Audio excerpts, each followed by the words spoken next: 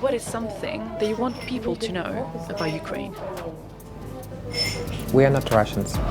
Sometimes people were really shocked by the fact that we are used to have a great life. We're used to feeling free, not oppressed.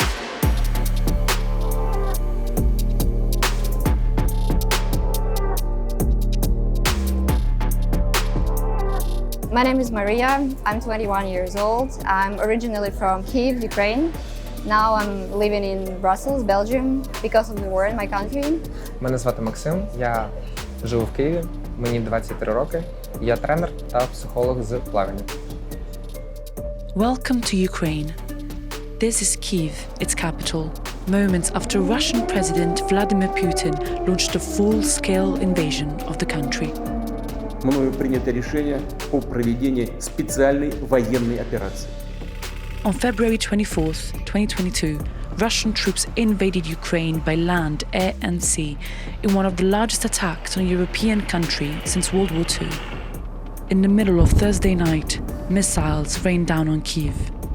Russia overnight launched its long-anticipated attack on Ukraine. The Ukrainians woke up to find themselves plunged into the midst of war. It was unprovoked, but this is what Russian President Vladimir Putin unleashed on Ukraine. As the sun came up this Я якраз прокинувся від двох вибухів. Потім о 5 ранку мене також набрав мій батько. Сказав: Максим, я тебе люблю, дуже сильно обіймаю, будь ласка, повертайся додому. А я пішов. Тобто він пішов нас захищати. Перед цим ми з батьком не спілкувалися 1,5 року. I didn't hear any bombing, nothing, because I used to have quite good sleep before, so I didn't hear anything. I didn't believe it first. I thought it was a joke, and I remember it was like in the movies, when you come to the living room, you see everybody sitting on the couch, and you look at the TV, and you see like different parts of your country, I mean, being bombed, shelled, and you're just standing and you don't understand what's happening. Своїм студентам нас університет кинув, сказав, що друзі, ви кожен сам за себе, тому робіть все, що хочете. Ми якраз під час спочатку ми почали готуватися, підготували умовне бомбосховище зі студентами, просто намагалися по максимуму робити все, що є можливо в наших руках, а також якось виживати. Якраз змінилося все докорінно, тому що після 24 лютого майбутнього і планів на майбутнього вже не стало. Просто вже нічого не будуєш. Живеш просто одним днем. От зараз я живу одним днем. In the first year of the invasion, more than 13 million Ukrainians were uprooted from their homes, including 5 million who were internally displaced and 8 million who fled elsewhere in Europe. Mariya left 3 months after the start of the war. The main things that changed my mind and the final decision was made because I couldn't. I came to the point that anymore it was not possible for me. I was just constantly anxious. I couldn't eat. I think I lost 5 or 6 kilograms in the first week on the war, and I didn't get them till today. Sometimes I needed to go shower myself. I received a notification. I quickly put something on my hand and I just go somewhere to hide. So I slept in the corridors because I was too scared. Сім'я в цілому, вони обговорили від'їзд. Ми розуміли прекрасно, що наша сім'я буде перша йти під обстріл, тому що у нас батько військовий. Але ще раз повторюсь, ми не виїхали, тому що багато там родичів по маминій лінії залишилися в Україні, і через це ми не хотіли залишати їх. I'm thinking constantly about going back, staying here. What will I do with my life in a few years? Around 4.5 million Ukrainian refugees have returned home since the beginning of the war, which, however, is still far from over. Since February 2022, there have been a total of 500,000 military casualties on both sides. Ukraine has recaptured 54% of occupied territory. Russia still controls about 18% of the country. But why would Putin start this war in the first place? He repeatedly told the world he wants to keep Ukraine from joining NATO, the North Atlantic Treaty Organization, established after World War II as a military defense pact. Following the fall of the Soviet Union in 1991, a number of countries that were formerly part of it joined NATO, moving its borders closer to Moscow. Together with Belarus and Georgia, Ukraine is now the last post-Soviet state left outside of the alliance. But that is not the only reason why Putin has Ukraine in his sights. The war started not the 21st February 2022. It started in 2014. Mariya is talking about Moscow's annexation of Crimea. In 2014, Russian troops invaded the peninsula, part of Ukraine since its independence, and annexed it. Back in 2013, Ukraine reached an association agreement with the European Union. The then pro-Russian president, Viktor Yanukovych, refused to sign it, choosing closer strategic ties with Russia instead. Pro-European protesters flooded the streets of Kyiv, facing months of violent crackdown until Yanukovych was toppled and fled to Russia in 2014. But not everyone was happy about this. Many in the Russian-speaking East wanted Yanukovych to stay. In April of 2014, weeks after taking over Crimea, Putin started backing separatist forces against the Ukrainian army in the Donbas region. With the pretext of liberating those regions and denazifying Kyiv's democratic government, Putin invaded Ukraine in 2022. My whole life changed, and everybody changed. I'm not the same person anymore. I didn't switch off the notification about the air raids in Ukraine, in Kyiv at least. So every time you wake up, you could see 15 notifications that during the night they were bombing Kyiv. Це застосунок тривоги. Ми можемо по ньому зараз дивитися, де в нас тривога. У нас зараз тривога по всій Україні.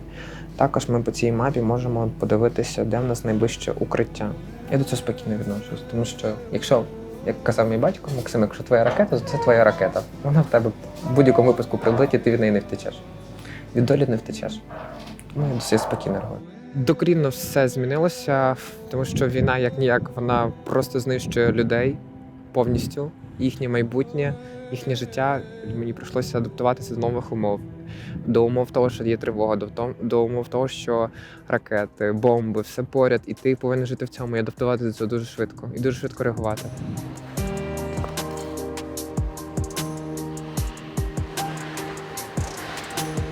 Figure skating is like quite the linking point for me between Ukraine and Belgium because that's my hobby. I really enjoy doing it. I started at the age of 4. It's something that keeps me awake and brings me joy. So I really enjoy doing it even here. And I don't know, when I'm figure skating, I don't think about all the problems and difficulties that I am facing and my country is facing right now. My closest friends and my family is in Ukraine still. I still talk to everybody every night, every evening. So I have this connection with them.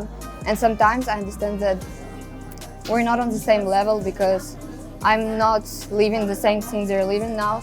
Тут важко, тому що у мене більша моя частина, друзі виїхали за кордон, хто по світу, скрізь люди розкидані. Але, звичайно, коли ти дивишся там історії, коли ти споглядаєш в інстаграмі, як хтось відпочиває, хтось просто живе своє прекрасне життя, подорожує, а ти повинен просто сидіти як в клітці, да, і боятись того, що там тебе можуть вбити. Another big part of Putin's rhetoric is that Ukraine and Russia are one people, a single whole. He exploits the theory that Ukrainians and Russians both draw their lineage from Kievan Rus, a Slavic state founded in the 9th century with Kyiv as its capital. A lot changed in the centuries that followed, as Ukraine was under Russian influence for most of it. The forced Russification of Ukraine began in the 18th century. By 1804, the Ukrainian language was banned, and in the early 1930s, Stalin orchestrated a famine in the country that resulted in the deaths of millions of Ukrainians.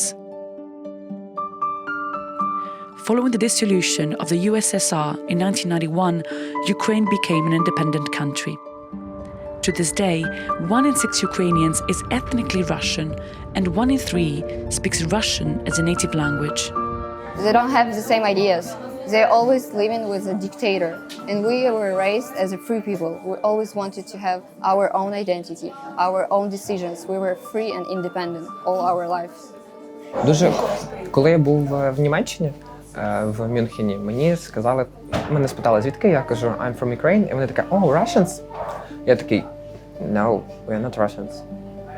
І коли просто спілкуються з нами, кажуть, що ми там якийсь дружелюбний народ, дуже товаришуємо з росіянами, я такий, якби ні, ми дві різні країни, дві різні нації, і оце все. We really want to be separated from this past. And it's really important for us to make it clear to everybody. My generation feels completely European because we never had this USSR mindset. We could see that actually we're moving towards something better. We understand that it is not possible for Ukraine to integrate the European Union or NATO right now. It is just impossible. We're aware of it. But I think that's the first step before something better. Взагалі, я про європейські цінності, я за них, і я дуже хочу, щоб ми вступили в ЄС. We want to support Ukraine. It's a very powerful political signal. In December 2023, EU leaders decided to open accession negotiations with Ukraine. Since the beginning of the war, the European Union has allocated more than 143 million euros in humanitarian aid to support those affected by Russia's war on Ukraine. As of 2023, the Ukrainian army counted around 500,000 servicemen, 200,000 of which are active military personnel, a little more than a third of Russia's military personnel. For the moment, the mobilization age for Ukrainian men is 27. Я знаю прекрасно, що я не можу вбивати. Я не знаю, як це взагалі, тому що навіть з батьком, коли спілкувався, він також нам казав або те, або тебе. Але я знаю, що я не зможу зробити так. Це не в мені. Це не в мені. Я більше, напевно, що зможу врятувати когось.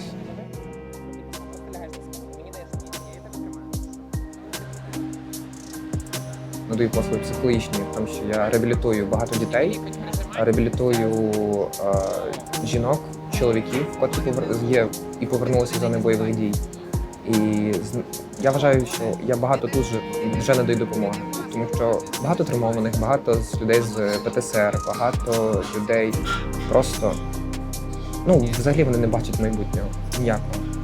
І ти намагаєшся просто дати цим людям позитив, дати їм щось хороше, якусь емоцію, просто хоч щось.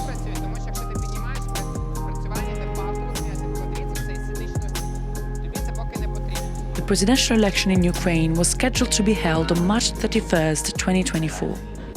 However, martial law will not allow for democratic elections to take place, leaving President Volodymyr Zelensky in power indefinitely.